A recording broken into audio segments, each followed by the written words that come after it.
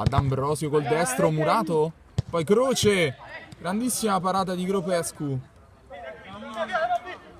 ad aver subito un colpo. Può finalmente ripartire l'azione di gioco con Petricca che trova Croce, può concludere, grandissima rete di Croce, conclusione dalla distanza.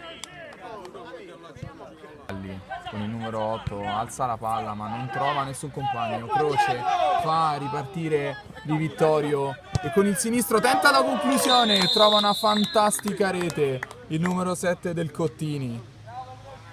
Due reti, abbondanza, cercare Croce, bellissima l'apertura per Dorazio anche se intercettata, grandissima visione di gioco del numero 8 Petricca. Ultimi minuti importantissimi per il match, però c'è Croce, conclusione col destro, rasoterra che conclude sul 3-1 il match a pochissimi minuti dalla fine.